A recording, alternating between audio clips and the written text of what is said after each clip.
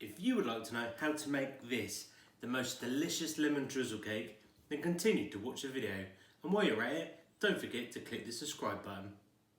Hello and welcome back to Simon's Baking Isolation Inspiration, where we don't take ourselves too seriously and we have fun while we bake. Right, let's get on with this lemon cake. Right, ingredients, quite easy. In this bowl, I've got 225 grams of self-raising flour.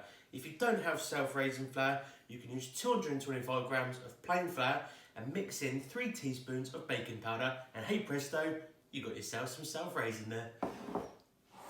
In this bowl, I've got 225 grams of butter. And in this bowl, you guessed it, I've got 225 grams of sugar, caster or granulated, whatever you want. And in this bowl, I've got 4 chicky eggs. I've also got 3 lemons. And this is an optional extra. I like to use it because it really gives it lemon flavour. I've got some lemon extract. Don't worry if you don't have it. Your cake will taste banging as it is. And for a drizzle, as a side, you want 100 grams of caster sugar.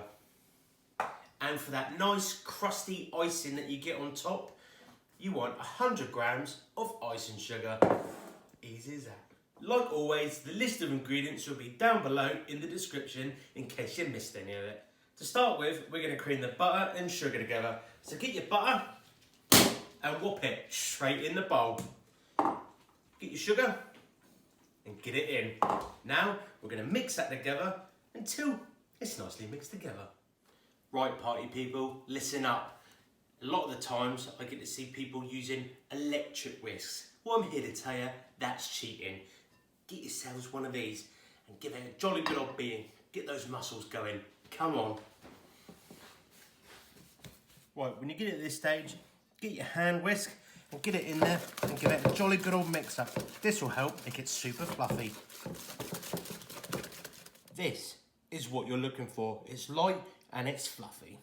Now it's time to go in with the eggs. Do it one at a time, otherwise it will all curdle and go real yucky. So tap on the table, get an egg in and beat it in to your buttery sugar mixture. Now the reason why I tap my eggs on the table and not the side of the bowl is because when you do it on the side of the bowl, you could push a bit of eggshell up into the egg, and then when you put it in, you got eggshell in there, and then you don't really want that in your cake, do you? But if you tap it on the table, it eliminates that, and you'll have an eggshell-free cake. Right, now this is the consistency after putting all 4 eggs in one at a time. As you can see, it is absolutely curdled. But don't panic, we're going to get this back when we put the flour in.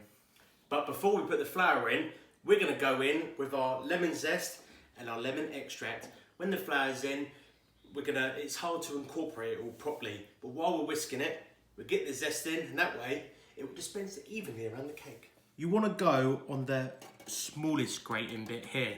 When you grate, you don't really want massive chunks in there because it will just taste real yucky. Just as a little side note, you want to make sure you get unwaxed lemons because you don't really want to be eating wax in your lemons now, do you? Get your lemon zest, grated, and whop it straight in. Right, now get your optional lemon extract and just put a teaspoon in, or as I like to call it, a little splish. Splish. Then just give that a jolly good old mix in. And now in with the flour. Pop the whole lot in. Now get your spatula and you want to fold the mixture in. So we all go round and cut, round and cut. Now do all of this until the flour is all mixed in.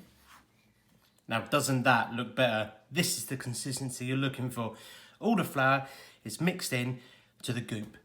And you all know what I'm about to say. It is vitally, and I cannot stress this enough, vitally important to taste test it. Get your finger in and have a little splish. Ooh, that is banging lemony. Get yourself a loaf tin. If you don't have a loaf tin, you can use a cake tin, but this way is more traditional. And just line it, just with a little bit in the middle. That way, it gives you these nice little handles to pull the cake out. Now you want to put this gloop into your tin.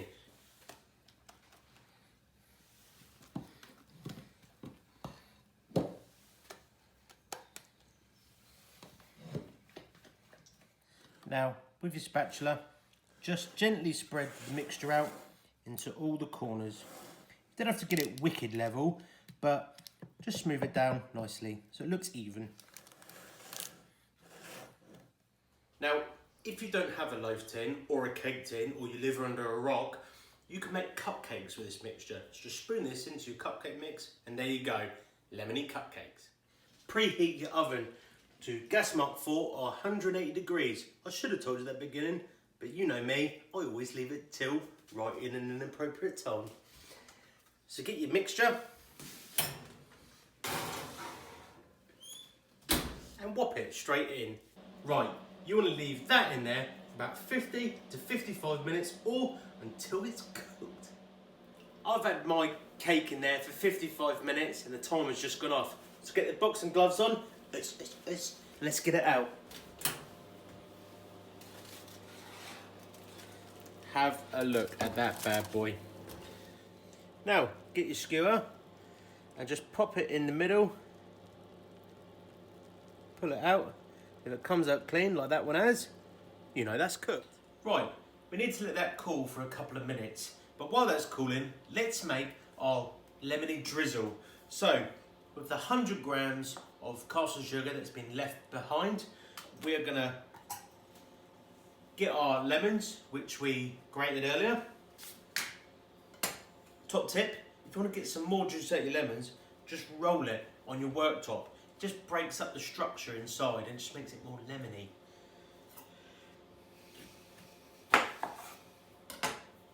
Now, if you don't have one of these, just use your hand, catch the pips, and use a big enough bowl. But what you want to do is get your lemons, and just squeeze all the juice out.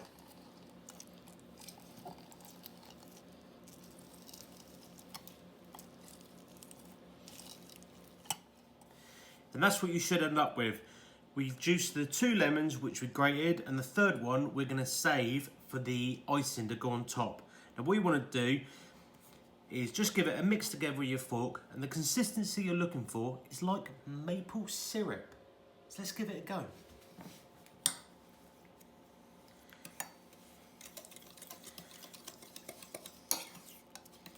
Now don't worry if your sugar doesn't all get incorporated, but this is the consistency that you're looking for. It's gone more thick, like maple syrup, and that is perfect. And with your cake still in the tin, cooling down slightly, get your skewer, or if you don't have one of these, you can use a toothpick. Don't use a knife because the holes will be too big. What you want to do is just go along and stab at the cake in just random spots.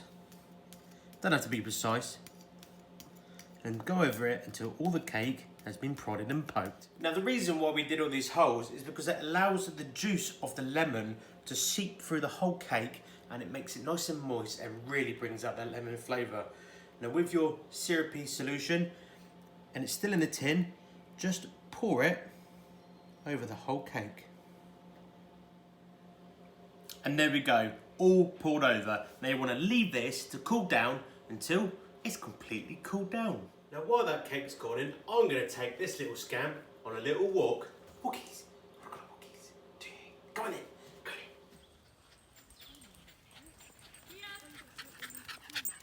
on. Right, I am back from my walk and Bertie is asleep.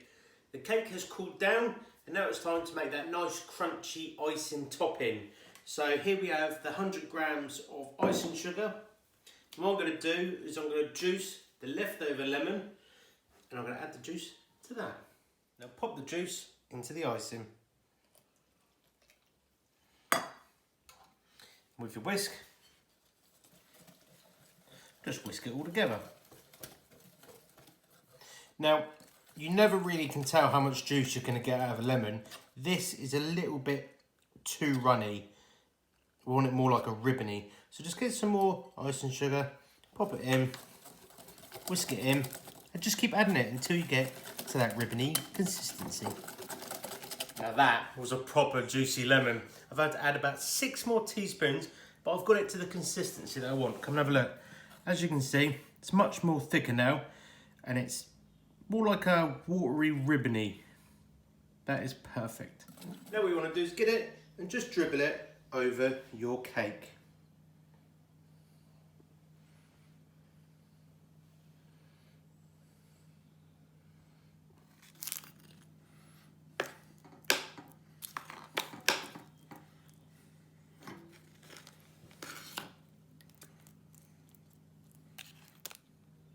And there we go, the icing's on.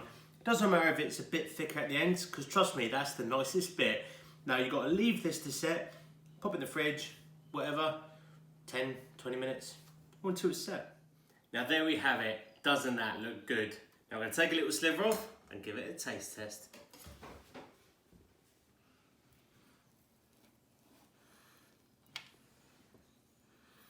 Look at that. Now it's time for the taste test. That is really good.